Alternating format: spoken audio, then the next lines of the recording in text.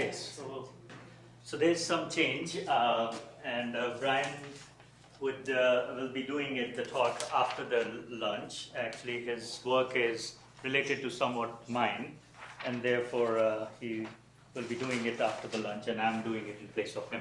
The speaker, Arni Srinivas Rao, he couldn't come because of family emergency, so I'm covering on his slot, and is talking right now, and then the Brian will go at 1:30.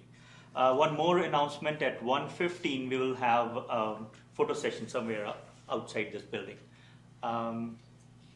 That's pretty much. Okay, so I'll introduce myself. I have already introduced myself. Anuj Mumbai, I'm from Arizona State. I've been working in different applications, not only in alcohol drinking or substance abuse in general, but also in infectious diseases and other social problems like mass killings, for example, or high school dropout rates. So I have varied application background, but my main study is use of models appropriately for an application of a choice. And I made this presentation yesterday, but then I was influenced by Paul and Dennis, and I changed my slide. And the idea basically was for this workshop to be understanding each other on a common grounds. And one of the things that comes to the picture is the terms that we use or terminology that we use. For example, the model. When I say the model, as a mathematician, what does that mean versus a biologist talking about model, which means a mouse. Whereas for me, the model is equations. And on the other hand, when we talk about clinician or psychologist, when they say the model, it's a flow chart, basically. So there's a different interpretation of the same word while we are using the same ground. And this workshop is about talking at the same level, and therefore the first few slides are actually a kind of making a common grounds on terms of terminology. So having said that, since I was talking in a very wide perspective, and this is like a tutorial rather than research that I will be talking about, so I asked some of my folks to give some of the slides, and these are the folks that Shen is sitting there, Malay is also there on the corner, Lewis also, and Arunachalam also is here. So the overall, I will first talk about some common grounds terminology that we use, and there are some differences in the understanding of the modeling framework. And then I will give some of the examples, starting for Forrester, very well-known model in system dynamics. And that will build a platform. Actually, I was asked to talk about system dynamics, and I will be talking about, and Forrester model is one of the pioneer model in this direction. And then I will talk about something we commonly use in mathematical world, which is a simple predator-prey models, but there are so many hidden things in it that we overlook sometimes, and that I will be going to highlight about. Then I will be talking about some work that I did with Dennis and Paul also on alcohol drinking dynamics of college population. What are the issues? How did we do it? What were the challenges there in actually starting? And then a new work that I'm currently doing with Brian and some folks in Chicago on individual-based models, which is a mix of different models like agent-based, social networks, and system dynamics all together in one system, which is like a hybrid system. And then I will also talk about something more sophisticated that we use in models, which is called stochastic processes. And Shin sitting there and Arunachalam, they are the expert in stochastic processes from a mathematical world. And they do an in-depth mathematical understanding. One of the big questions in empirical understanding using a model is validation. How do you do the validation? And these tools in stochastic processes helps in simplifying models to big models to a simple form and doing some kind of rigorous mathematical analysis, which is one of the best way to do model validation. In fact, it is not for the full model, for a smaller model, but at least it is a good way of seeing the proof, the justification why we use some of the. So this is and I will be talking some examples in this direction, predator-prey, because it's a very critical for ecology, and burnout model that also I'm doing with Lewis in that direction. So first step is we talk about mechanisms. We all talk about mechanisms in the models. What is exactly it means by that? So let me say what I as a mathematician think about mechanism, and then maybe we can chip in if we differ from there. So for mechanism, let's talk about first, I think many of you might have seen this type of model. It's an exponential growth model. Dn by dt is equal to r times n. R is the rate, per capita rate of growth, and r times n. If you solve the system, it's a exponential function. It's a differential equation, but if you solve the system, it's an exponential solution is an answer to this. And it looks like something like it. It's called exponential growth model. This next model is, now there is a problem with exponential growth model is because in reality, you don't see the population growing exponentially. There's no population in the reality that grows exponentially, right? I have not seen it. So maybe in the lab, like cell growth could be exponential growth, but that too also until the resources are there for that. So then what? This model is not appropriate for any of the real problems. So then we do talk about logistic model, which kind of flattens up. The solution to this model is that it flattens and it saturates at some value. And what that means is that this is more real, that after a certain time there will be resources, there will be a fighting of individuals because the resources are limited, and the population will going to saturate at some point of time. And this makes sense to some. But there is a problem with this model as well, and the problem is every time, no matter what your initial size of the population, every time you do this kind of trend and you saturate at the same value. In reality, this doesn't happen all the time. Sometimes you saturate at some value, some population saturate at some value. And now when I talk about population, it could be population of alcohol drinkers, population of some species, it could population of cells, it could be anything. I'm talking in general right now. So the problem is even a small value of population size that you start with, you will always saturate to some other value using this equation. So this is a problem. Why? Because we have seen in reality some of the populations goes to extinct in short period of time. For example, one of the issue is, for example, smallpox. We all know that smallpox has been wiped out.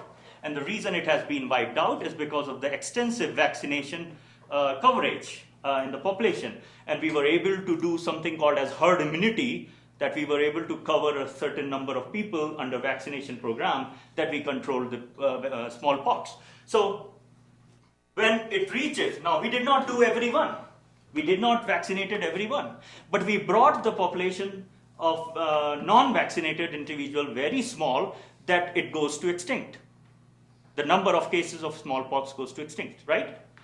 So this model is not appropriate for that population. And there are many examples in ecology, for example. So then the question comes, what is the next better model? So then there is something in the model is called as alley effect. Alley effect takes into account the small populations. When you start with a small population, there are chances that you go to zero. I mean, actually in this model, everyone goes to zero. If you start small, everyone goes to zero. If you start large, you saturate. Two scenarios. Very good example. Now this is what I mean by mechanisms. My mechanisms is whether this is more appropriate to the problem, whether this is appropriate to the problem, or whether this is appropriate to the problem. This is what would guide us to put in our different components of the model. And that's what. Now one thing also you are seeing in this particular model is a threshold phenomena, or we call it as a tipping point. You might have heard about Malcolm Gladwell's Tipping Point books, 2002. Beautiful book, well written for the real life scenarios. It actually, this model captures that if you are above this value, you goes to the... Yeah. So if you go to this above the threshold, you saturate, and below this threshold, you kind of population dies out. So there's a tipping point happening. This is what the major concern, what all the mathematical modelers are. From a mathematical perspective, I want to know what is the threshold phenomena for various components of the system. Okay, this is one point I wanted to make. Next, so again, then the question comes, what should we put in the models? What are the critical aspects? So for example, this is three different models, 1, 2, and 3, going horizontally, the solution of it. And this is simple SIR type compartment, what Brendan was showing for the opioid use. It's something similar on that end. and it is saying susceptible for a certain disease, infectious for the disease. So if you have a model only S times S and I models, and there are a lot of disease which models as SI, for example HIV. Once you are infectious, you remain infectious throughout the life, right? So this is SI type models, right? So there, if you solve this simulation of this model, you get a logistic type saturation phenomena. Okay, the solution of this look like this.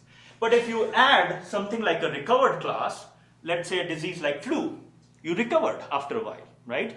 So if you recovered after a while, you are susceptible, then you get infected, and then you recovered after some time. If you add that, you get this hump-shaped diagram, which is saying a peak of epidemic, and then completely dies out. Not like this way, logistic, with saturate populations. Okay. Now, if you add a demographic to it, birth and deaths in the populations, then you get damping oscillations in the populations. And this is a beautiful way of understanding how mechanisms and the terms work in these components mixed. Our big complex system model is a part of these small components, like this one, the one I showed you.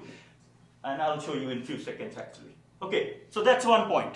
Third point, what do we do as a mathematician from our mathematical models? Now, we do many things. We try to understand the system. This is the most important thing I am trying to, and I will say what is the difference I'm trying to make in a few seconds. I'm trying to understand the description that I have built in the model as a choice. Now, someone else as a modeler will put different factors into it, but I have put these factors, and I want to see how these factors co-play together to give us an output of certain type. Okay. And what we also do is to test or refute the hypothesis, which biologists have formed it due to some experiments. We sometimes do the scenario analysis using that. For example, we can kill people in the models, and we can say 10% killing in the people, what would be the intervention's effect after a long time. We can estimate parameters that you cannot measure due to some reasons in the field. We can estimate using the model and some alternative data using this type of. Something that we do less often is the prediction.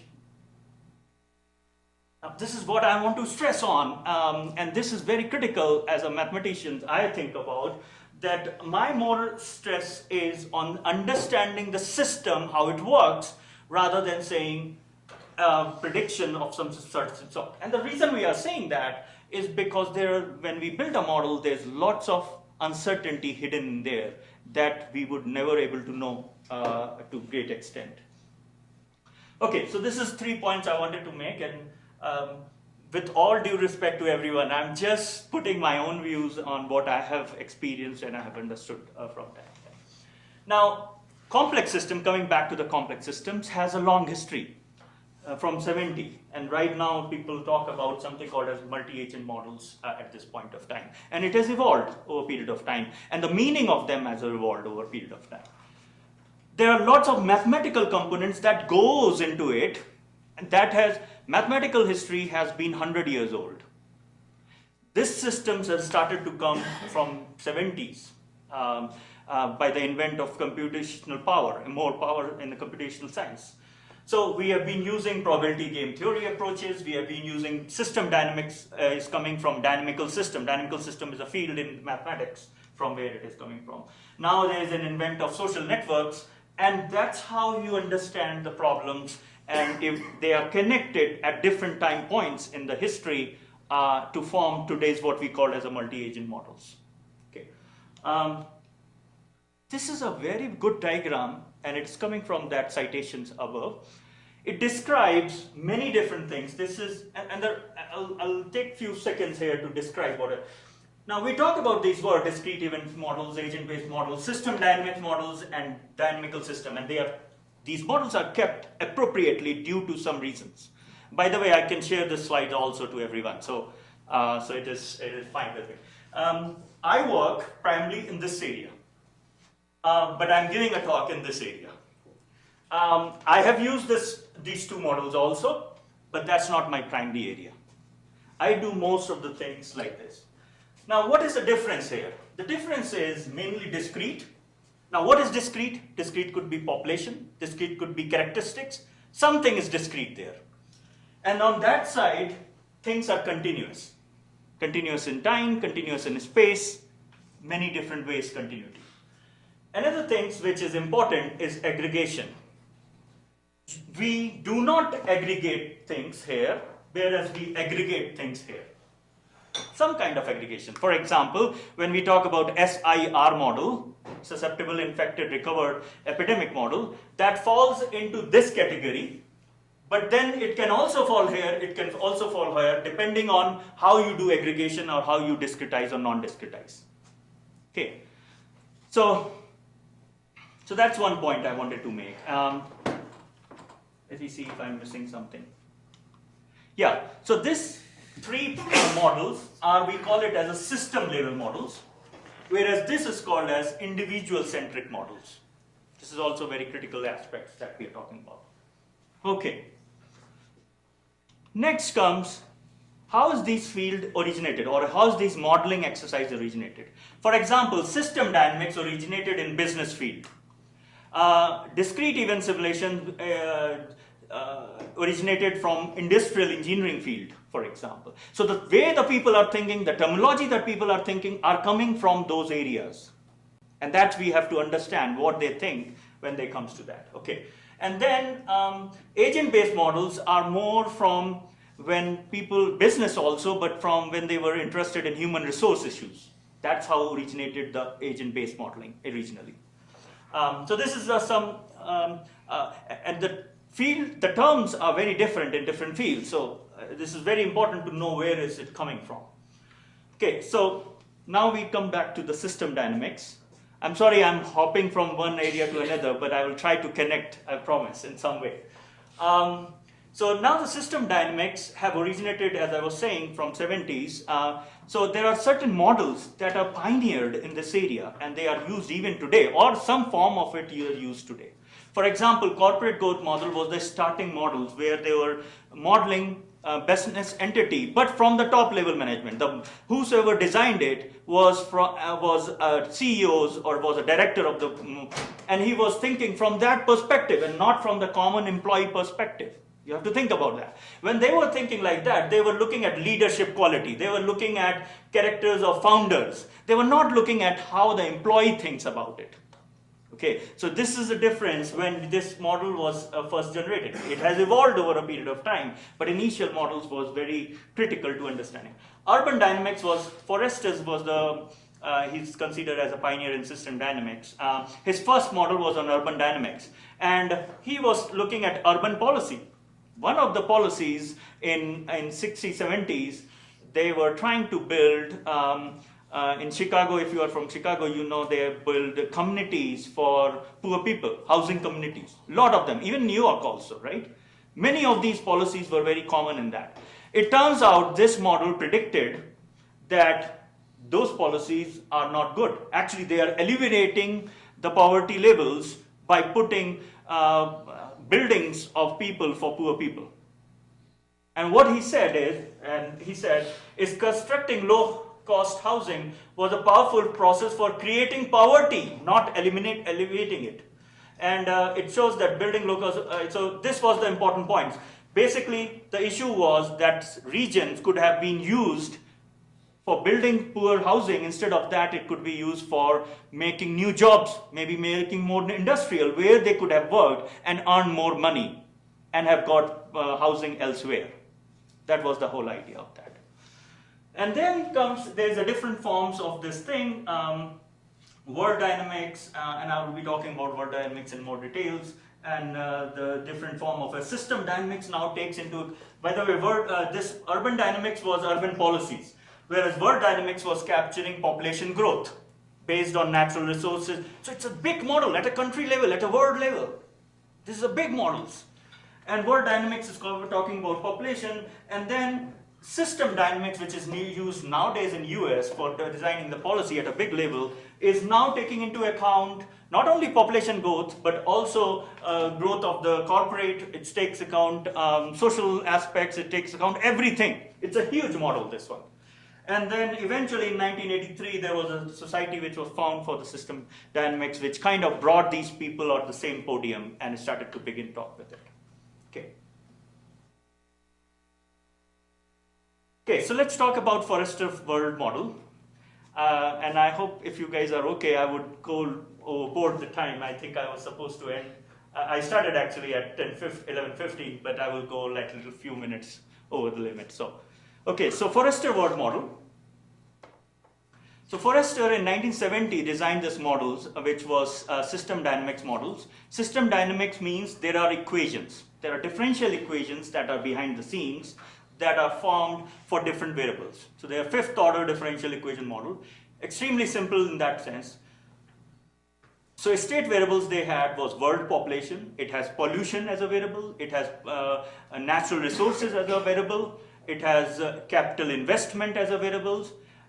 It has agriculture sector's capital investment as a variables. Now at that time people thought, how can he bring all these factors? In fact, today is also when Dennis and Paul and I were thinking about modeling alcohol drinking and I presented a talk, how can you have these variables there? And there are always questions on these things at that time. But now there's a lot of papers on modeling of alcohol abuse and alcoholism. So these variables that he took in his model. And some of the assumptions that he said, each variable was one inflow and one outflow. How you define inflow and how you define outflow is an important thing, and therefore, for example, the birth rate in the population size depends on pollution, material, standard of living, and all those factors there. He used a simplifying assumptions there. He said the birth rate is a product of pollution, material, standard living, something like this. The birth rate was a factors of many variables. Each of this dot means multiplications, by the way. Simple assumptions. But we as a mathematician, so now this is system dynamics, and I said I work in dynamical systems. There's a difference there.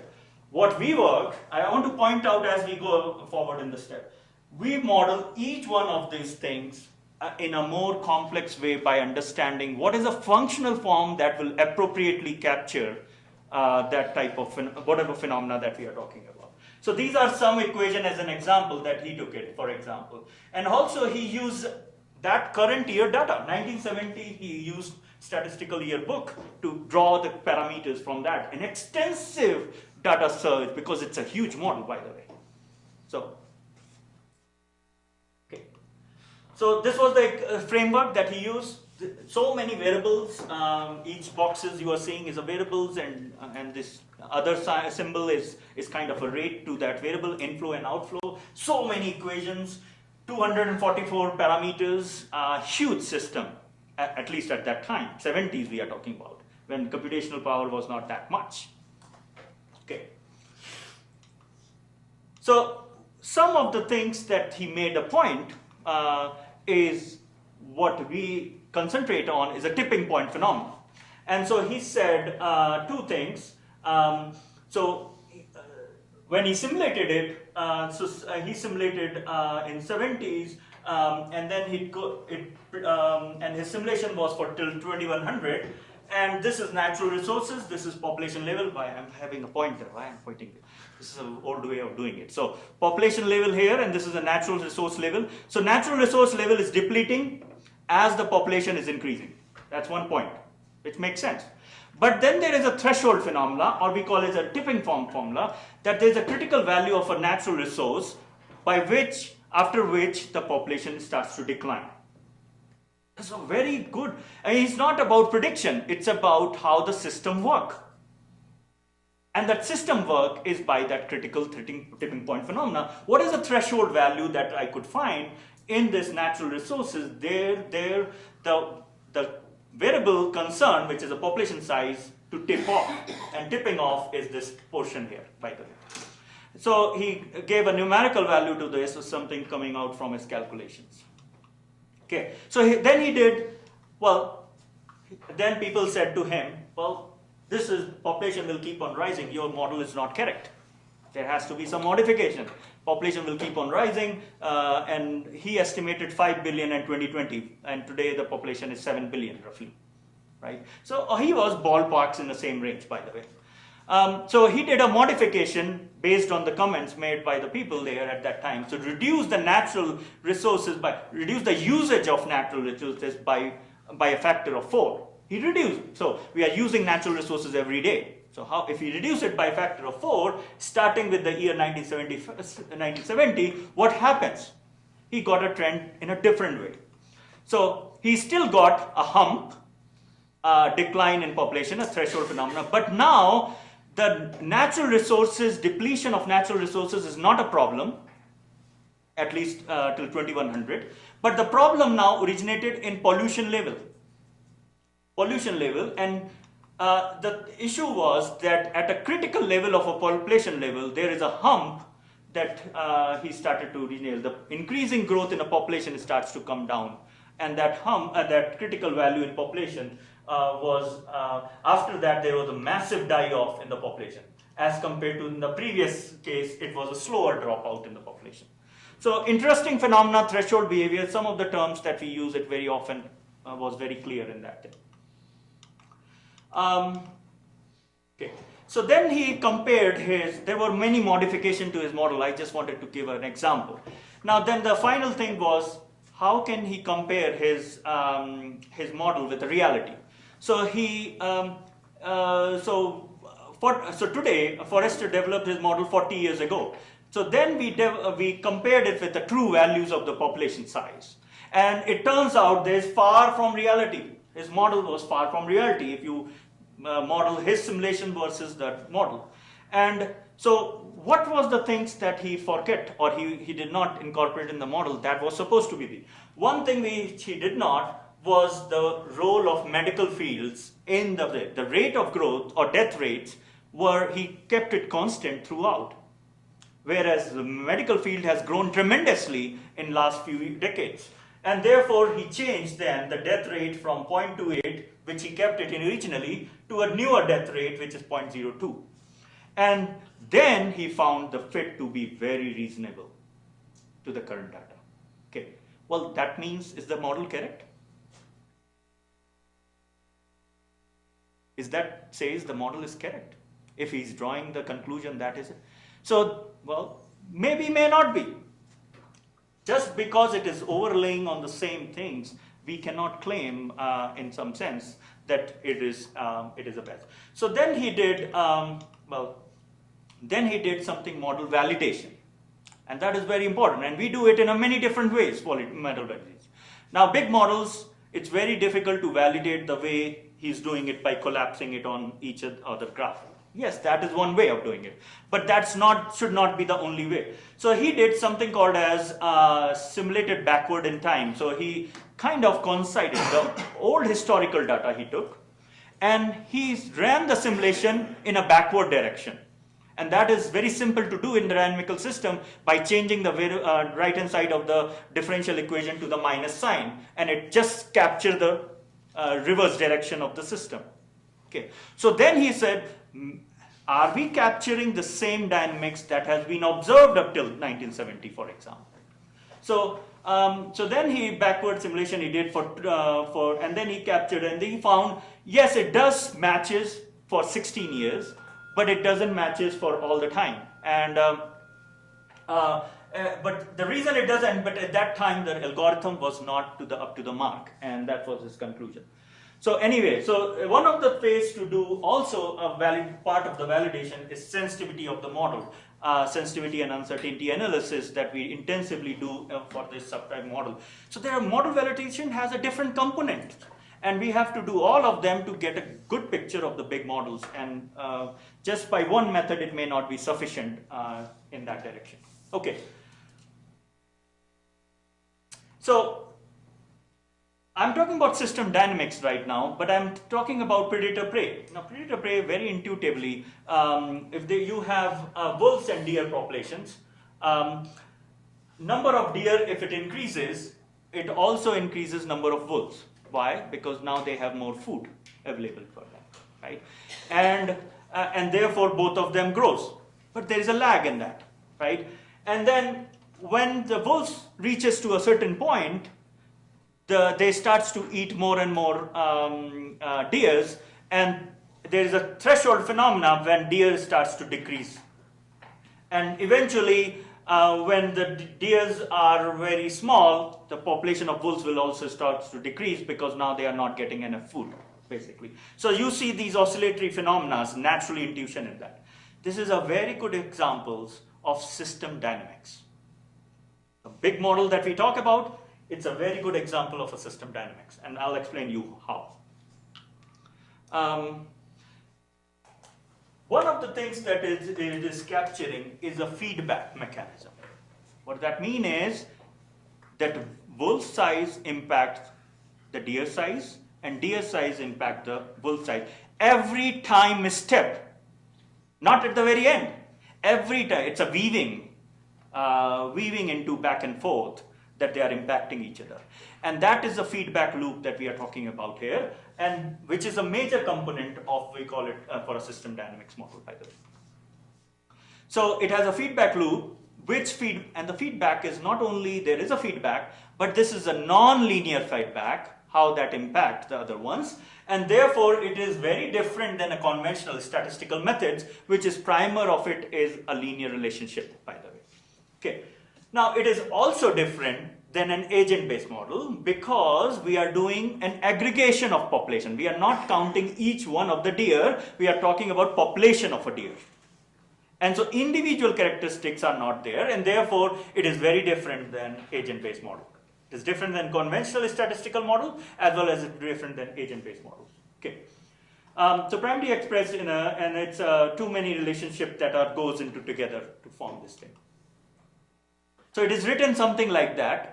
This is a predator, and this is a prey, and this is a predator, and this is a growth term of the probation.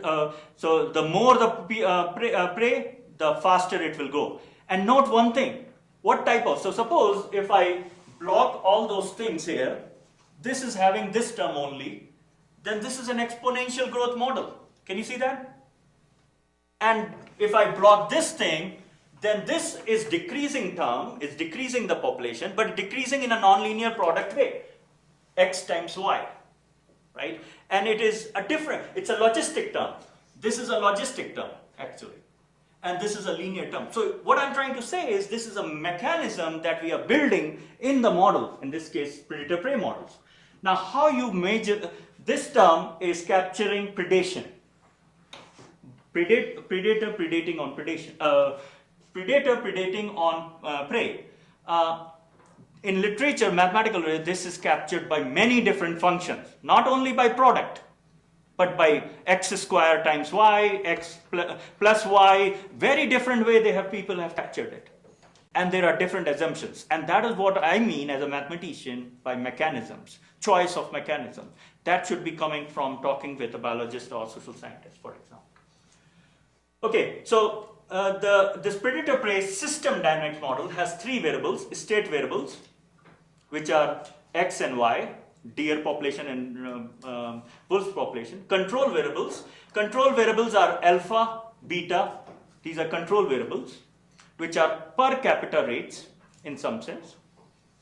And then transforming variables, I saw in Brandon's models, which he was talking about overdose issues, that he has these parameters from one state to another as a function of time also. Some were a function of time, some were constant, right? So they're constant if you choose, then it is different model, but if you choose as a function of time, then we call it as a transforming variables in that one. It is transforming over a period of time.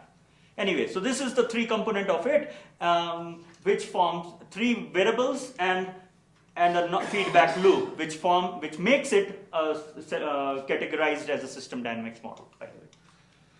Okay, so I work a lot on infectious disease, and if I don't have some slides on infectious disease, it's not fair. Infectious disease have a long history. 1660, the first model was evolved at that time by John Grant. And that was just for the smallpox using a mortality data. Very simple model, linear model. And over a period of time, it has evolved. And some component has been added on this today's what we call as an epidemic model. For example, Cormac McKendrick, who were by the way, one thing to note here, half of them are non-mathematicians, by the way. They are medical doctors.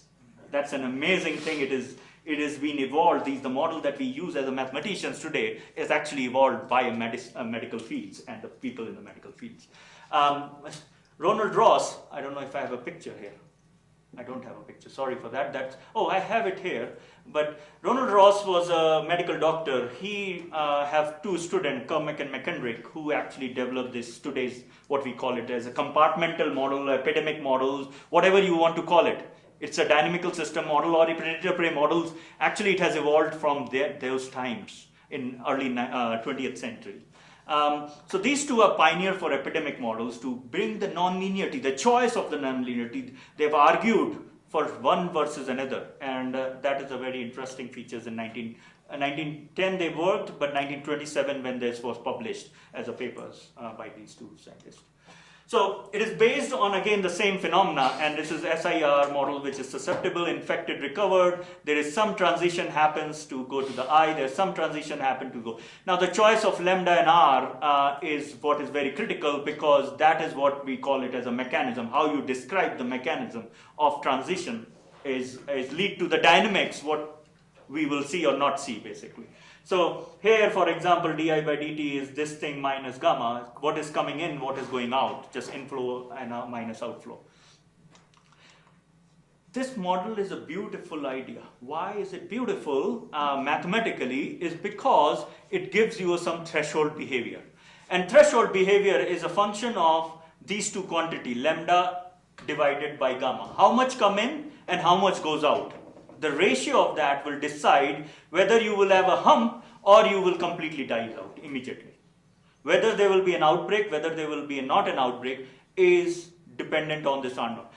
And this is what is a tipping point phenomena. The choice of lambda, the choice of gamma describe whether the disease will. Now this is at a very small level. But if you build this model in a very complex way, system dynamics way, this R0 will be a function of many parameters. Now the question comes, how do you choose, can you compute this R0? It's a very important quantity. Now, even though it looks very simple in this case, but for a complex models, it is very, very complex. And it has many factors into account, which is basically saying when you will have a problem and when you will not have a problem. And what is your problem? It depends on your field. It depends on your research question. Okay. Not only that, it also tells you what will be the intensity of the problem. Not whether you will have a problem or not, but also what will be the intensity of the problem is also defined by this thing. This actually tells you, we do mathematical analysis behind the scene for epidemic model, which tells you this intensity. Okay. So very quickly, some of the models, some of the things that we were doing for a college degree, we use University of California system. I took very old of your pictures, so I think, and both of you. So these folks were involved here. Paul is here, Dennis is also here. Carlos Castillo Chavez, he was at Arizona State, my colleague. Priscilla Greenwood, she's at University of British Columbia in mathematics department. She's a probability theorist. He's a mathematical epidemiologist. Paul and Dennis, you all know. So we talked about, and I remember it was like 3 years that we were kind of going back and forth, and we didn't have a comprehensive picture what to do. In fact, Paul was mentioning in his talk that the project was aimed to look at the outlet store, whereas we end up doing something different in that project also, apart from some of those things. And basically, what we thought at that time is, well, in the college campus, there are lots of context, social context that people have collected data in. What people have not seen of, I mean, in fact, they might have, I don't know the much literature. But the idea is social context such as clubs, membership, sports activities, fraternities, parties, those things we go along. Now, not on campus, ASU is, you cannot have alcohol on campus. So these activities are happening and there is no drinking or happening in this thing. But the social influence that are happening is resulting in drinking later on, some period of time. So now this becomes very critical, those small social contexts, how the social mixing happens, what time people spend, different type of students spend in those, that influences the drinking level.